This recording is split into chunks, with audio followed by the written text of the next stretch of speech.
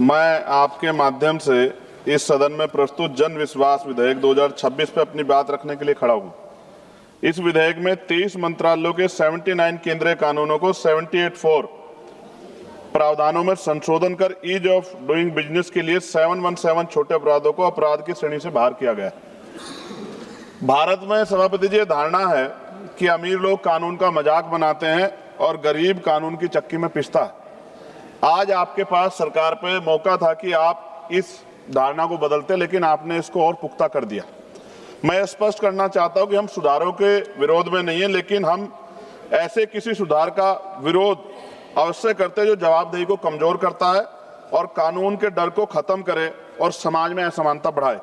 आज सरकार जन विश्वास की बात करे, लेकिन मुझे डर है कि ये जन विश्वास केवल विशेष वर्ग का विश्वास बन के न रह जाए। महोदय, सरकार इस विधेयक को छोटे अपराधों खत्म करने वाला बताती है, लेकिन जब हम इसके प्रावधानों को ध्यान से देखते हैं तो एक बड़ा सवाल खड़ा होता है कि क्या हम वास्तव में सुधार कर रहे हैं, नियमों को ढीला कर रहे हैं। महोदय, राष्ट्रीय न्यायिक डेटा ग्रिड के अनुसार देश में आज 4.7 करोड़ से अधिक मामले अदालतों में लंबित हैं। यह सही है कि हमें न्याय प्रणाली को सरल बनाना चाहिए, लेकिन इसका समाधान यह नहीं हो सकता कि हम अपराध को अपराध ही ना माने। महोदय, आपके माध्यम से मंत्री से पूछना चाहता हूं, क्या सरकार ये मानती है कानून को कमजोर करना ही न्याय सुधार का रास्ता है? यह परिवर्तन तंत्र कमजोर है तो उसे मजबूत करना चाहिए, ना कि कानूनों को कमजोर करके समस्या को छुपाया जाए। महोदय, इस विधेयक में कई जगह जेल की सजा हटाकर केवल जुर्माना कर दिया गया, और मैं जब ये पढ़ रहा था तो ये भगत सिंह जी की जेल डायरी भी मुझे आज, मैं 2 दिन से इस पर कोशिश कर रहा था कि इसको जानूं। जेल, जब कोई अपराध करता है तो उसको जेल का डर होता है, और ये डर खत्म हो जाएगा पैसे वालों के, तो फिर वो जम के अपराध करेंगे, ऐसा मेरा मानना है। सभापति जी, भारत की टॉप 500 कंपनियों का कुल टर्नओवर लाखों करोड़ रुपए में, ऐसे में कुछ लाख या कुछ करोड़ का जुर्माना उनके लिए सजा नहीं बल्कि कास्ट ऑफ डूइंग बिजनेस बन जाता है। महोदय, हमारे देश में असमानता लगातार बढ़ रही है।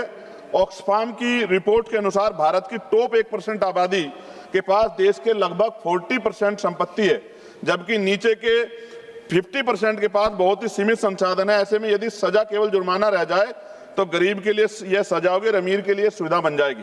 महोदय, मैं आपके माध्यम से मंत्री से पूछना चाहता हूं कि इस विधेयक में समान कानून की जो भावना है को लेकर जो प्रावधान किया गया है, जब आप इसका उत्तर दे तो मेरे प्रश्न का सवाल जरूर दे कि समान कानून की भावना कहां गई। महोदय, जिन कानूनों में संशोधन किया जा रहा है उनमें कई ऐसे हैं जो सीधे तौर पे पर्यावरण और श्रमिकों के अधिकारों से जुड़े हुए हैं। भारत में हर साल लगभग 16 लाख से अधिक लोगों की मृत्यु वायु प्रदूषण से जुड़ी बताई जाती है।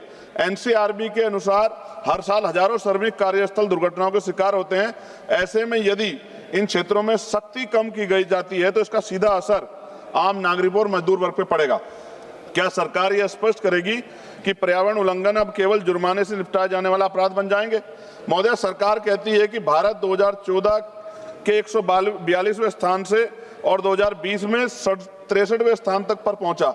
यह उपलब्धि अच्छी है, लेकिन क्या हम ये ईज ऑफ डूइंग बिजनेस के नाम पर ईज ऑफ जस्टिस को कमजोर कर रहे हैं? क्योंकि अगर न्याय कमजोर होगा तो निवेश का माहौल अंततः प्रभावित होगा। महोदय, अदालत पर बोझ कम करने की बात की जाए, लेकिन सच्चाई है कि भारत में प्रति 10 लाख आबादी पर केवल 21 जज है, जबकि कई विकसित देशों में यह संख्या 50 से 100 के बीच है। अमेरिका में प्रति 10 लाख लोगों पर 150 न्यायाधीश, यूरोप में ये औसत 220 से अधिक है। भारत में आज भी न्यायपालिका में सर्वोच्च न्यायालय, उच्च न्यायालय और जिला अदालतों में 5600 से अधिक पद खाली पड़े हैं। मंत्री जी, अपने उत्तर में बताएं कि इस तरह के केसेज में क्या सरकार जजों की संख्या बढ़ाने पर विचार कर रही है?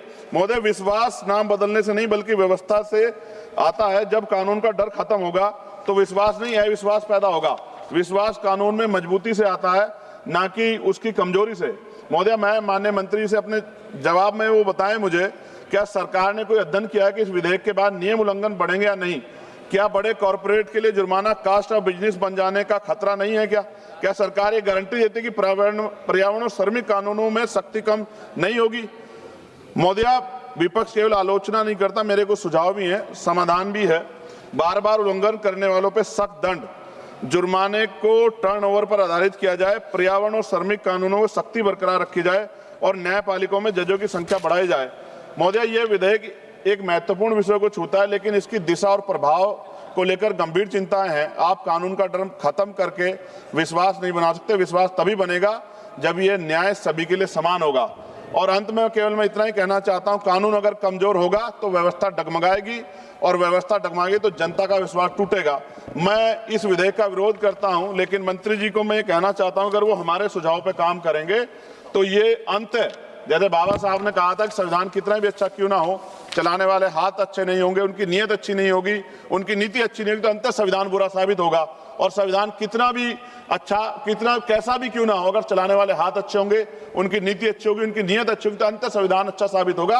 अगर सुझाव को माना जाएगा तो इसका प्रभाव जनता के मन में आवश्यक रूप से इस बात के साथ जाएगा कि उनका हित जो है, कानून की जो समान कानून की भावना, वो खत्म नहीं होगी। लेकिन अभी जो अमीरों को जिस तरह छूट दी जा रही है, तो बड़े बड़े जो कॉर्पोरेट सेक्टर हैं, वो तो अगर उनके यहाँ कोई इस तरह की अपराध हो भी जाएगा तो उनको तो कोई फर्क ही नहीं पड़ेगा।